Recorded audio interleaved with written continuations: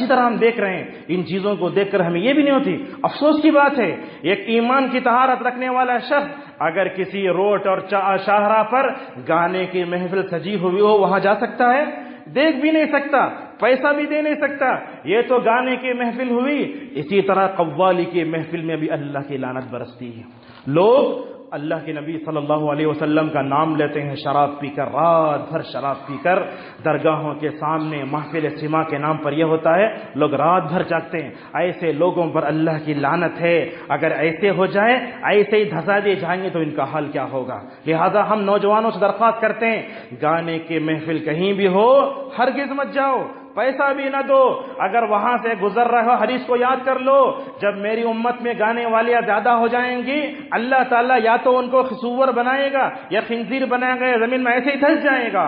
گنیشا کا موقع آتا ہے تو ہر گلی میں محفل سجتی ہے، ہمارے نوجوان جاتے ہیں، پیسے دیتے، سب کرتے ہیں، نعوذ باللہ۔ ان تمام چیزوں سے مکمل طور پر توبہ کرو۔ ایک بات تو یہ ہوئی، گناہ کرنے کے بعد فوراً اللہ کی طرف متوجہ ہونا، یہی اصل میں ایمان کی جو ہے تقاضا ہے۔ دوسری بات، گناہوں پر شرمندہ ہونا۔ دیکھیے ہم نے کہا دنیا میں اگر کوئی کام نہ ہو تو بہت شرمندہ ہوتے ہیں، بڑا آفر چلا گیا، میرا بیٹا سعودی نہیں گیا، بڑی اچھی نوکری چلی گئی دبئی میں، بڑا آفر کرتے ہیں۔ لیکن گناہ کرنے کے بعد اگر توبہ نہ کرو تو اس پر بھی کیا کرو؟ افسوس کرو۔ جیسے کہا گیا جمعہ کی اثر سے لے کر مغرب تک جو ہے دعاؤں کی قبولیت کا وقت ہوتا ہے، اگر جمعہ کے دن یہ وقت چلے جائے، مغرب کے دن ہمارے دل کی کیفیت ایسے ہونا چاہیے، کاش اگر اس دن بیٹھ کر جمعہ کے دن اثر سے مغرب تک توبہ کر لیتا تو کتنا اچھا ہوتا۔ یہ اللہ کی طرف سے کتنے آفر آتے ہیں لیکن ہم سب کو ٹھکرا دیتے ہیں۔ معزز حاضرین، گناہوں پر شرمندگی یہ اللہ تبارک و تعالیٰ کی بہت بڑی نعمت ہے۔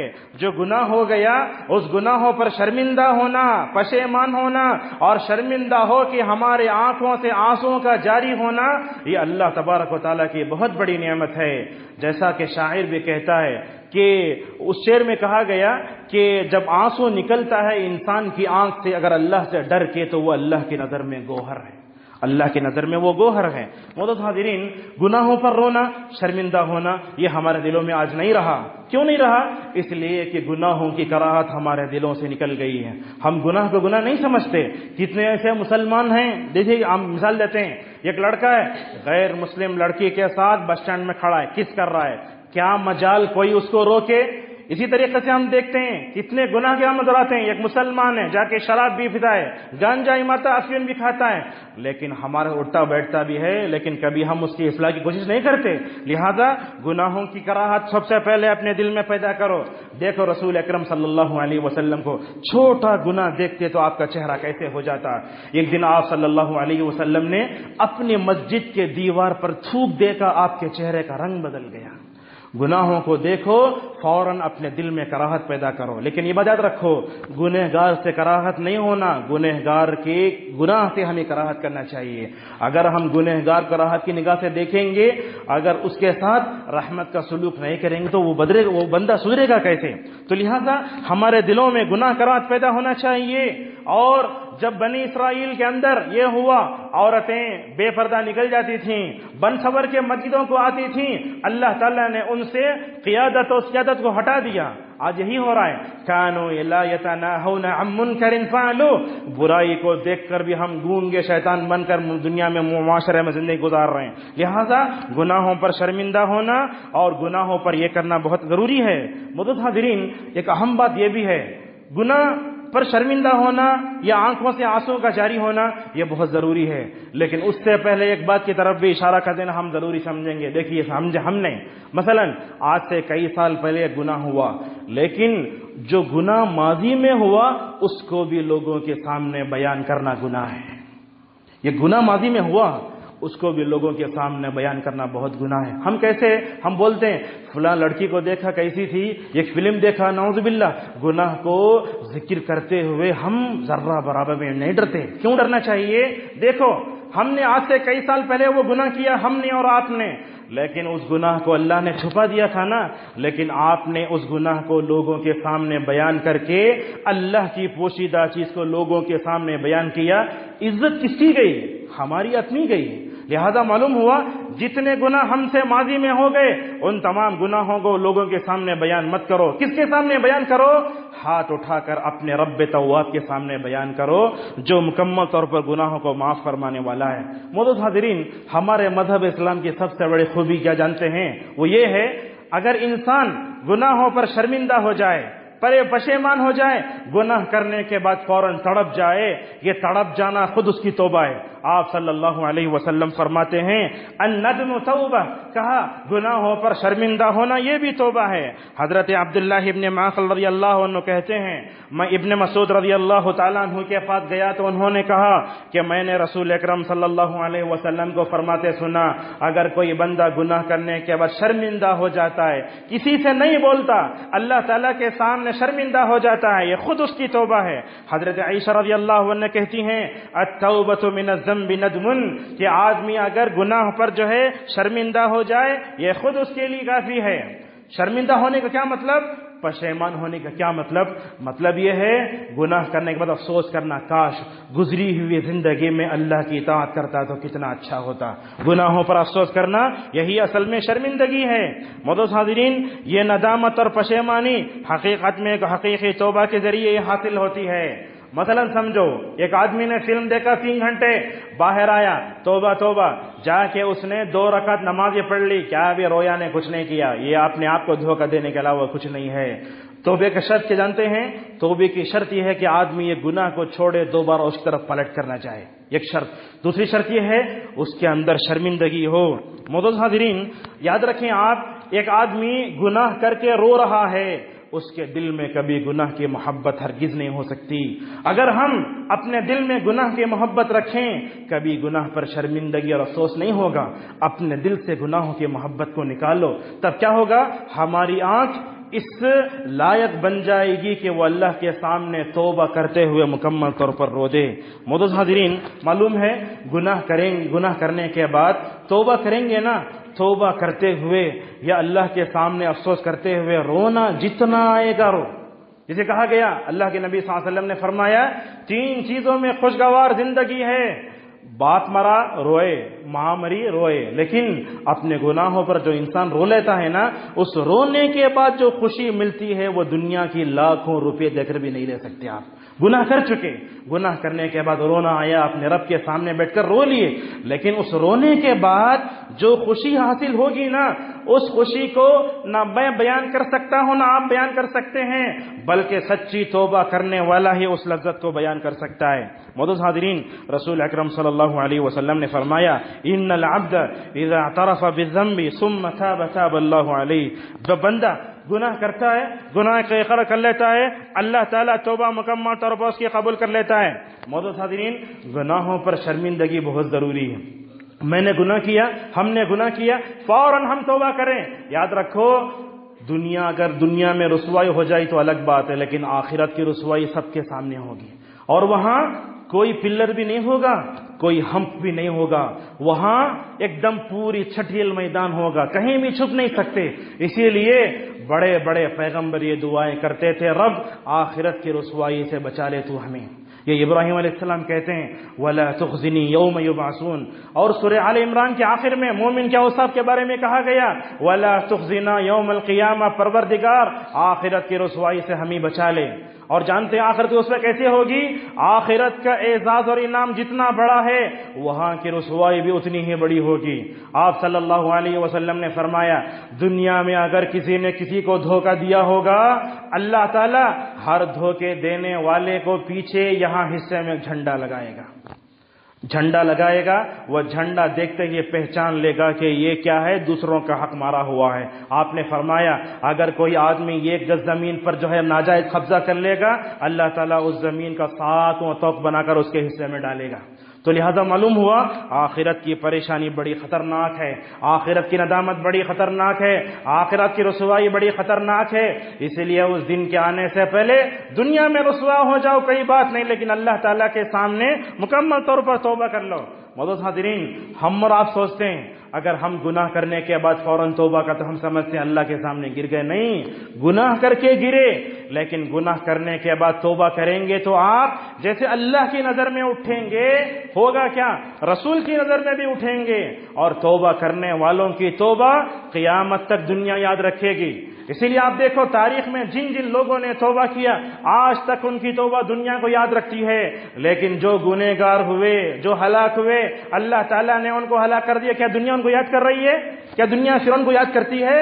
لیکن دنیا یاد کرتی ہے ماعز کو، دنیا یاد کرتی ہے غامدیہ کو، دنیا یاد کرتی ہے ایسے لوگوں کو جنہوں نے اس حب ہستی پر رکھ کر توبہ کی، اور اللہ تعالیٰ نے ان کی توبہ کو ہمیشہ کے لیے مکمل طور پر محذوف کر دیا. معزز حاضرین، دیکھو دنیا میں سمجھو مثلا ایک آدمی 50 کلو چاول کا موٹا اٹھا، تکلیف کتنی ہوتی ہے، لیکن گناہوں کا یہ بوجھ لے کر اگر اللہ تعالیٰ کے سامنے جاؤ گے تو حال کیا ہوگا. سوچ کر دیکھو، 50 کلو کا موٹا ہمارے پیٹ سے اٹھایا نہیں جاتا. اگر گناہوں کا بوجھ اٹھا کر اللہ تعالیٰ کے سامنے جاؤ گے، کیا سر اٹھا کر اللہ کو دیکھ سکو گے ہم؟ اللہ تعالیٰ کیا کہے گا؟ اسی لیے فرماتا ہے وَلَيَحْمِلُنَّ أَثْقَالًا وَأَثْقَالًا مَّعَ أَثْقَالِهِمْ وَلَيُسْأَلُنَّ يَوْمَ الْقِيَامَةِ عَمَّا كَانُوا يَفْتَرُونَ. دنیا میں جس نے برائی کی اور دوسروں کو برائی میں ڈالا، اپنی برائی کا، دوسروں کی برائی کا پورا بوجھ لے کر قیامت کے دن بندہ اللہ تبارک و تعالیٰ کے سامنے جائے گا. مرنے سے پہلے گناہوں کے موٹے کو اپنی پیٹھ سے اتارو. اللہ تبارک و تعالیٰ کے سامنے کھڑے ہو کر جواب دینے سے پہلے توبے سے گناہوں سے مکمل طور پر توبہ کرنے کی کوشش کرو. معزز حاضرین، ہمارے اندر ایمان جتنا ہوگا، ایمان کی پاکی جتنی ہوگی، مکمل طور پر ہم گناہ اتنا ہی چھوڑیں گے. معزز حاضرین، اور یہ بات بھی یاد رکھیں، آپ گناہ کریں گے نا، گناہ کر کے توبہ کریں گے، اللہ تعالیٰ اس کا ذکر بھی اٹھائے گا اور مکمل طور پر اللہ تبارک و تعالیٰ اس سے یہ بھی کرے گا. اور یہ بات یاد رکھیں، گناہ کر کے اللہ سے دور ہو گئے، اللہ کی رحمت سے دور ہوئے، اور ساری دنیا بھی ہمارے سے دور ہو گئی. آپ جانتے ہیں گنہگار لوگوں کو کوئی بھی نہیں چاہتا، لیکن نیک لوگ جو ہوتے ہیں اللہ تبارک و تعالیٰ ان کی محبت دلوں میں ایسے ڈالتا ہے، پیچھے بھاگتی ہے دنیا. ایک مثال دیتے ہیں، ہمارے ایک استاد ہیں جو حرم نبوی صلی اللہ علیہ وسلم میں درس دیتے ہیں. ایک وقت میں درس دیتے ہیں تو ان کے درس میں بیٹھنے والوں کی تعداد 4000 سے 5000 ہے. یہ بہت بڑے نیک، ہم سمجھتے ہیں اس وقت کے اولیاء میں جو بڑے بڑے علماء میں ان کا شمار ہوتا ہے. اپنی ماں کی خدمت کی خاطر انہوں نے شادی نہیں کی. کتنے بڑے عالم دین، جب دیکھتے ہیں ہفتے میں ایک مرتبہ آتے درس دینے. کب آتے؟ جمعرات کے دن، مغرب کا عشاء درس ہوتا ہے ان کا. لیکن کار سے نکلتے ہیں تو لوگوں کا ہجوم کیسے ہوتا ہے.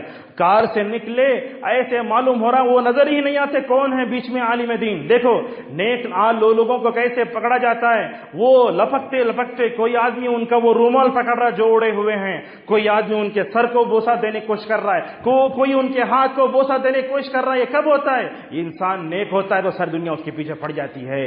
اور جب درس دینے آتے ہیں، درس دینے بیٹھتے ہیں تو اللہ اکبر، ان کی محفل میں بیٹھنے والے، وہ محفل میں ہیبت کیسی ہوتی ہے ہم جانتے ہیں. ایک مرتبہ درس چل رہا تھا، ایک طالب علم اٹھ کر بیچ میں مسواک کرنے لگا. کہنے لگے میں مسواک کی سنت کا انکار نہیں کرتا، لیکن طالب علم کی مجلس میں جو ہیبت ہو اس ہیبت کو تم کم کر رہے ہو.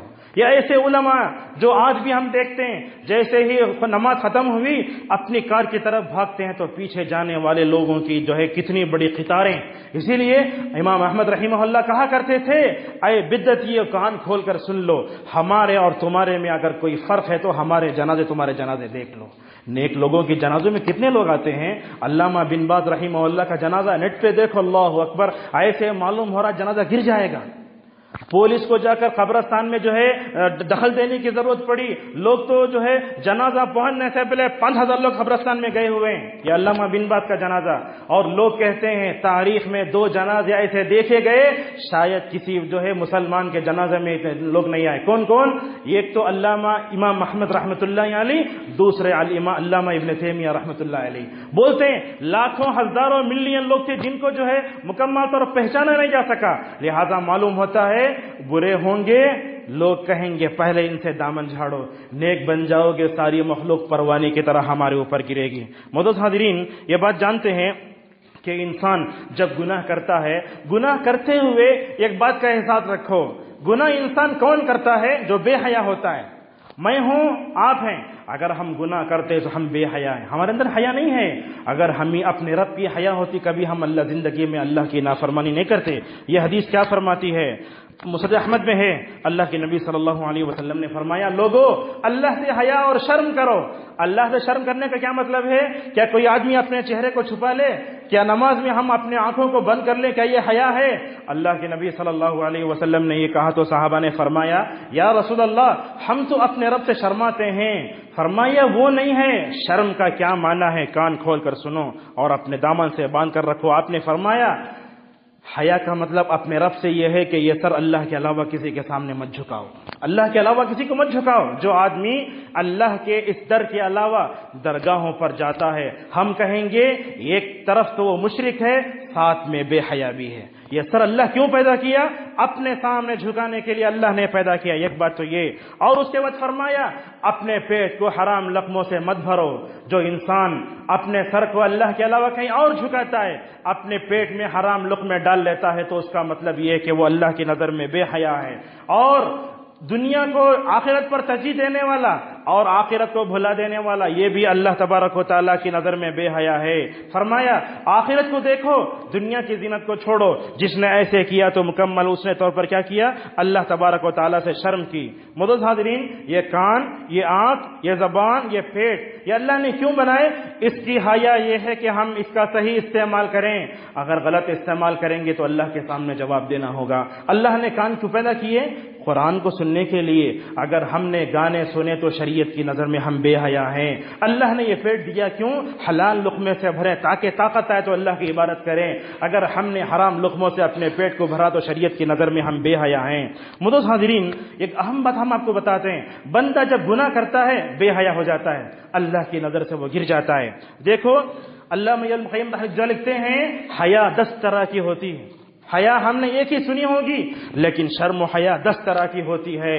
حیا کے ان قسموں میں سے قسم یہ ہے، بندہ گناہ کرنے کے بعد فوراً اس کے اندر شرم آ جائے۔ دیکھو میں گناہ کروں، آپ گناہ کریں، ایسے ہونا چاہیے کہ لوگوں سے ہم کٹے کٹے رہیں، گناہ ہو گیا ہے۔ اسی لیے امام احمد رحمۃ اللہ علیہ دیکھو کتنے 10 لاکھ حدیثوں کے حافظ، جب اپنی کلاس میں بیٹھتے تو ان کا کیا حال ہوتا۔ کبھی کبھی تو بیٹھ کر اچانک ان کو رونا آ جاتا، لیکن جب اللہ کی خشیت سے رونا آتا تو کبھی ایسے ہوتا، رونا شروع کیا بندہ اللہ کی خشیت سے، بیچ میں شیطان کا حملہ ہوا تو کیا ہوگا۔ اسی لیے امام احمد رحمہ اللہ کیا کرتے، جیسے ہی رونا آ جاتا فوراً اپنے سر پر ایسے ہاتھ رکھ لیتے، کہیں لوگ ان کے آنسوں کو نہ دیکھ پائیں۔ کبھی کبھی ایسا ہوتا، رونا آ جاتا، کلاس کے باہر چلے جاتے، لوگ پوچھتے کیوں باہر چلے گئے، کیوں آپ نے اپنا ہاتھ ایسے رکھ لیا، کیا بولتے؟ ہو سکتا ہے یہ بولے کہ میں اللہ کی خشیت سے رو رہا ہوں، لیکن اس میں دکھاوا آتا ہے۔ کیا کہتے معلوم ہے؟ مجھے چھینک آ گئی اس لیے میں نے اپنا ہاتھ ایسے رکھا ہے۔ یہ ہمارے سلف صالحین تھے، اپنے گناہوں پر ایسے روتے تھے، 10 لاکھ حدیثوں کے حافظ ہو کر بھی ان کا یہ حال۔ اور کبھی کبھی تو اپنی مجلسوں میں بیٹھ کر کہتے، لوگوں دیکھو اللہ تعالیٰ نے ہمارے گناہوں پر پردہ ڈال دیا ہے، اللہ تعالیٰ نے ہمارے گناہوں پر پردہ ڈال دیا ہے۔ اگر اللہ تعالیٰ ہمارے گناہوں پر پردہ نہ ڈالتا، میں تمہارے سامنے ذلیل ہوتا، تم میرے سامنے ذلیل ہو جاتے۔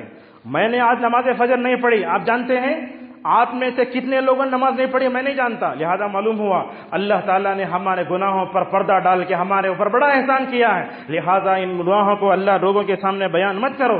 معزز حاضرین، اللہ تعالیٰ نے جنت میں آدم علیہ السلام کو رکھا، آدم بھاگنے لگی۔ ایک دن اللہ نے پوچھا، اے آدم کیوں بھاگ رہے ہو؟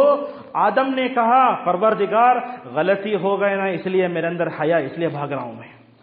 تو یہ آدم علیہ السلام ہے، کہتے ہیں پروردگار تو نے مجھ سے کہا تھا نا کہ جنت میں اس درخت کے قریب بھی نہ جانا، اگر تم جاؤ گے ظالموں میں سے ہو جاؤ گے۔ میں شیطان کی طرف سے میں اور میری بیوی دونوں گئے، اور جا کر ہوا کیا، ننگے ہو گئے۔ اللہ نے جنت کا نورانی لباس پہنایا تھا، گناہ کرنے کے بعد جنت کا نورانی لباس بھی چلا گیا۔ جیسے آدم کو حیا آ گئی، ویسے آدم کے ہر بیٹے کو گناہ کرنے کے بعد فوراً حیا آنا چاہیے۔ معزز حاضرین، یہ نبیوں کا حال دیکھو، محشر کے میدان میں ہر ایک آدمی پریشان ہے، جنت میں جانے کا تڑپ ہے، جہنم سے بچنے کی تڑپ ہے۔ سارے لوگ مل کر آدم کے پاس جائیں گے اور کہیں گے، اے آدم، دنیا کے سب سے پہلے انسان تم، اللہ تعالیٰ نے تمہارے سامنے فرشتوں کو سجدہ کرایا تھا نا، ذرا اللہ کے پاس ہماری سپورٹ سفارش کرو نا۔ آدم کہیں گے نہیں کر سکتا، اس لیے کہ میں نے اپنے زندگی میں اللہ کی نافرمانی کی تھی۔ نوح کے پاس جائیں گے، نوح کہیں گے میں نے اپنے کافر بیٹے کے لیے اللہ سے دعا مانگی، آگے بڑھو۔ ابراہیم کے پاس جائیں گے تو ابراہیم کہیں کہیں گے میں نے اپنے کافر بیٹے باپ کی نجات کی دعا مانگی تھی، آگے بڑھو۔ عیسیٰ کے پاس جائیں گے، سب کہیں گے اس وقت تو آدم، نوح، یہ عیسیٰ، یہ موسیٰ علیہم السلام، یہ بڑے اولو العزم پیغمبر محشر کے میدان میں اب ان کے زندگی میں جو ایک گناہ ہوا وہ گناہ بھی اللہ نے معاف کر دیا، لیکن گناہوں کا احساس ان کو باقی ہے۔ عیسیٰ کہیں گے میں کچھ نہیں کر سکتا، سامنے دیکھو کائنات میں سب سے افضل محمد رسول اللہ صلی اللہ علیہ وسلم میں، ان کے پاس جاؤ۔ ان کے پاس جائیں گے تو لوگوں کا معاملہ بھی حل ہوگا۔ لہذا علامہ ابن تیمیہ رحمہ اللہ لکھتے ہیں یہ آدم، یہ نوح، یہ موسیٰ، یہ عیسیٰ، یہ کیوں ان لوگوں کے اندر حیا آ گئی کہ میں نے اپنی زندگی میں جو ہے اللہ کی نافرمانی کر دی تھی۔ معزز حاضرین، دو مثالیں بیان کر کے ہم اپنی بات کو ختم کریں گے۔ انسان توبہ کرنا چاہتا ہے، ہم دیکھتے ہیں توبہ کرنا چاہتے ہیں، دیکھو یہ موقع ہے تقریباً جو ہے 1:30 بجے کا، ہماری کیفیت کیسی ہے، ہمارے جذبات کیسے ہیں؟ اگر ہم میں سے ہر ایک کو ایسا اپنے گناہوں پر رونا آتا ہوا ہوگا، لیکن نماز کے بعد وہ جذبہ ٹھنڈا پڑ جاتا ہے۔ ان مثالوں کو اپنے ذہن میں رکھو اور اپنے ذہن میں رکھ کر زندگی میں جو ہے صدق الجلد توبہ کرنے کی کوشش کرو۔ ابن رجب رحمہ اللہ اپنی کتاب میں واقعہ نقل کرتے ہیں، نام ہے ان کا حبیب ابو محمد۔ یہ تاجر تھے لیکن تاجر رہنے کے ساتھ ساتھ ذرا سود کا بیوپار کرتے تھے۔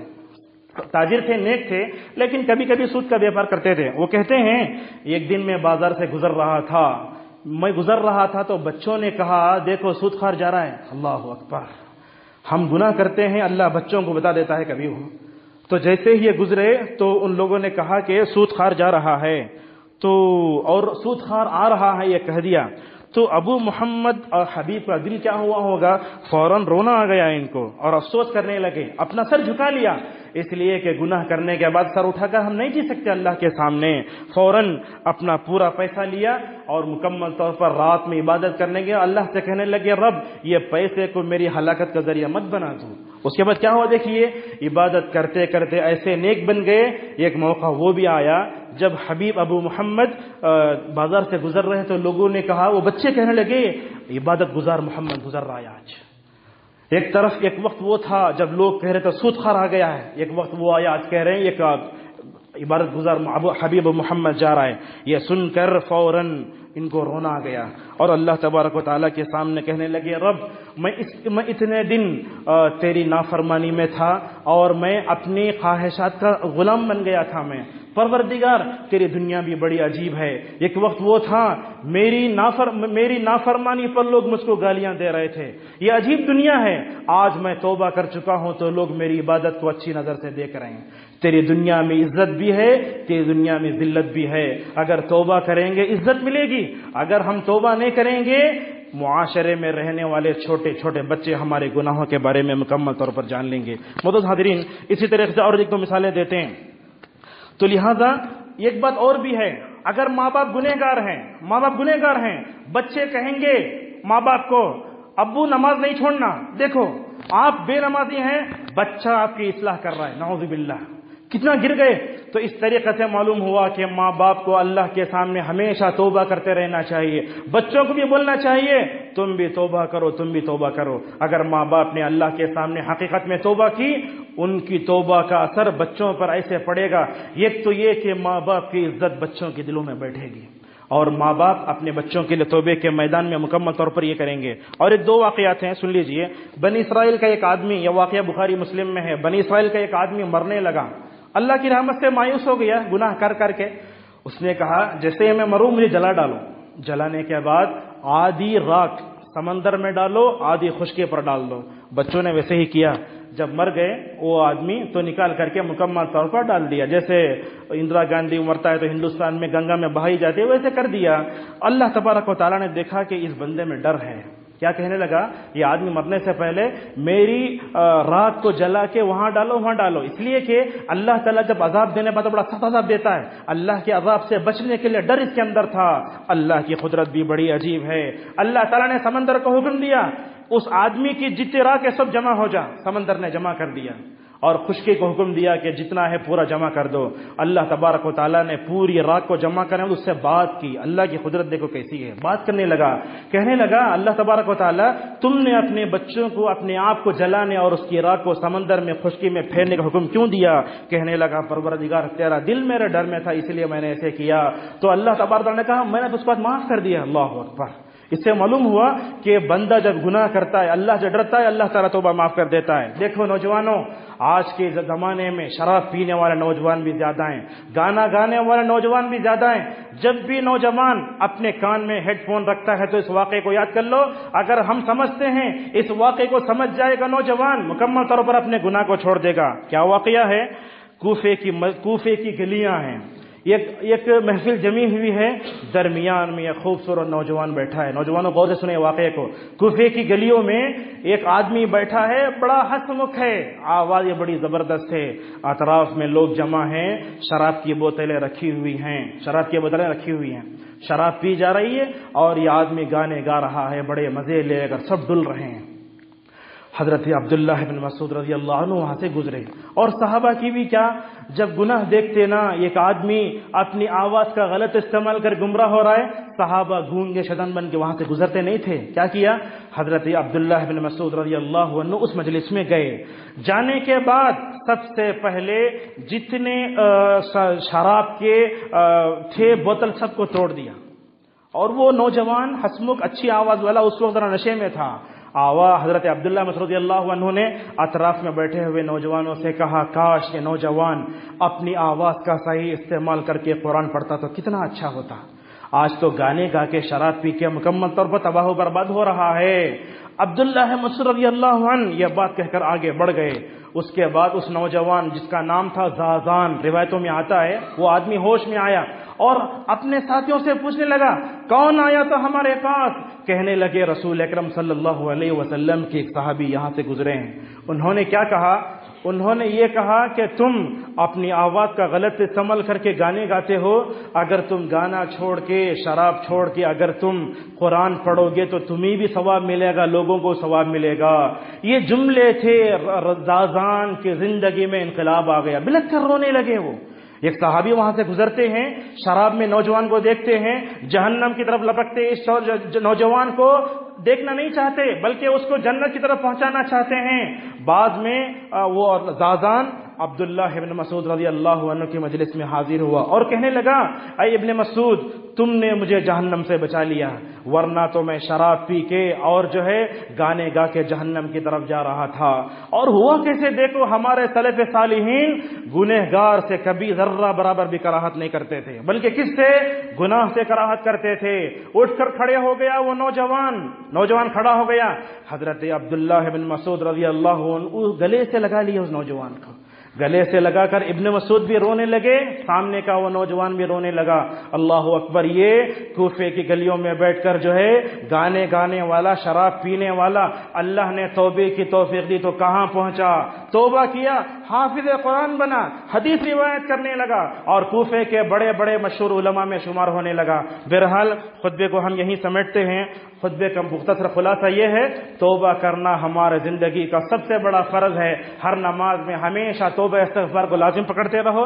انشاءاللہ اسی موضوع کو آگے بڑھا کر آنے والے خطبات میں اور باتیں بیان فرمائیں گے. اللہ تبارک و تعالیٰ سے ہماری دعا ہے کہ اللہ تعالیٰ ہمیں اپنی زندگی میں حقیقی توبہ کرنے توفیق نصیب فرمائے. پروردگار ہمارے نوجوانوں میں جو غلط قسم کی چیزیں ہیں اللہ تعالیٰ ان سے تمام چیزوں سے بچتے ہوئے اللہ تعالیٰ ان کو ہدایت کی دولت سے مالا مال فرمائے. پروردگار ہمیں گناہ ہونے کے بعد فوراً تیری طرف لوٹنے کی توفیق عطا فرما, اور گناہ ہونے کے بعد فوراً افسوس کرتے ہوئے, شرمندگی کرتے ہوئے اور پشیمان ہوتے ہوئے اس پر نادم ہونے کی توفیق عطا فرما.